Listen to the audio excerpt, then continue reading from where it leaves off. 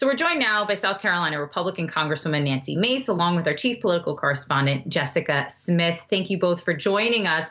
So Congresswoman, I want to start with those Reddit-fueled surges that we've seen in the market. You issued a statement calling for an investigation into what's going on. I'm wondering if you think that there should be some changes in the way the market operates. What's some of your biggest concerns that you have here with some of the news that we've seen last week? Well, last week was certainly concerning because we had just normal everyday Americans trying to trade, and they were blocked from trading, whether it was the Reddit app or the Robinhood app or other apps that were out there. What we want to make sure is that Wall Street isn't manipulating the market. People should be free to lose money in the market or get earnings in the market, just like anybody else, like any institutional investor. Do you think that there needs to be more of a clear definition of what market manipulation actually is? We did see Senator Elizabeth Warren asking the SEC to make that clarification. Do you think that's necessary? Well, I do think that there need to be hearings and an investigation. I know that in the House of Representatives, there have been calls for an investigation in the Financial Services Committee. I've called for an investigation in the Government Oversight Committee. I want to learn more about the problems. One of the things I learned after the debacle last week with GameStop and Reddit is that there were capital issues with Robinhood. I want to learn more about that process and what actually happened and what did not, so we can address the issue in the future. You know, we have heard so much from Republicans, from Democrats on this. Where are the areas that you think can get the most bipartisan support, where lawmakers can find the most common ground here? Ironically, after the events of early January, this is an issue that brought folks together from both sides of the aisle, where you had Ted Cruz retweeting AOC. And trying to work together. I actually reached out to her office on Friday because she sits on oversight with me. And I think this is a place where we can show some unity to the American people to make sure that everyday Americans have the rights of big investors. It shouldn't be so super rich versus those who are just working hard to get by. It needs to be a fair and free market for everybody. So, Congresswoman, speaking about this area of bipartisanship, I want to pivot the conversation now a little bit to stimulus. What you see is going on right now, at least in terms of those negotiations, I think the main question that most Americans have is, when can I expect some sort of economic aid or relief?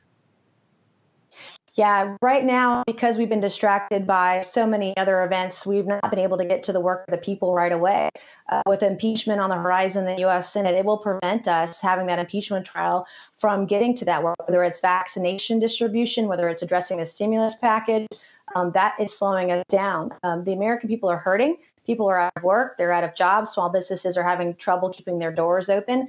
People can't get vaccinated. I mean, we have real issues facing our country right now across the board. And if we want to have any real economic recovery in the short or long term for this fiscal year, we've got to get back to the business of the people. So, Congresswoman, you were just mentioning impeachment and the impeachment proceedings. Now, you've said that, the outgoing president, Trump, should be held accountable, but then you didn't vote in favor of impeachment. How then do you imagine that Trump should be held accountable, if not the impeachment process?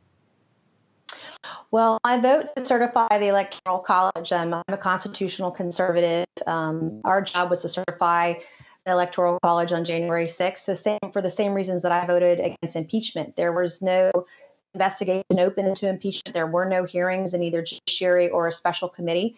Literally, the Republicans had 1 hour to debate the issue on the floor. Democrats had 1 hour to debate the issue on the floor. And if we eliminate due process for a sitting president in an impeachment process, then we give the government the right to eliminate due process for every other American that's out there. And so we really have to look at the Constitution and use that as our guiding principle on both sides of the aisle. And that's the issue with the way that we handled impeachment.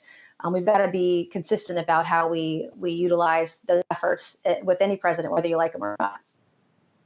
Now, I know Jess has a question here for you, but I wanted to quickly ask you, what do you think was missing in these proceedings that would have been brought about what new evidence do you think would have been, revealed in some sort of lengthy trial? I can understand, that assertion or that criticism being made about the first impeachment go around, but this second time around, essentially these impeachment proceedings were over what people say is a clear direct link between the president's actions and comments on the day of January 6th and then the ensuing riots. So what do you think was missing in any kind of proceedings? What do you think would have been revealed that were not revealed? Well, the House, for starters, eliminated due process. I mean, there was no evidence, but you can't adjudicate an impeachment. You can't investigate an impeachment in 1 hour of debate on the floor of the House. You have to open up an investigation. You have to have committee hearings. All of that is important because as you learn more, investigate more, and have more questions answered, you'll learn more about what happened that day. And we didn't do that. And everyone deserves the right to due process, no matter how guilty you feel that they may be. I mean, that's why we have a constitution and we should respect the rights of every person, including the President of the United States.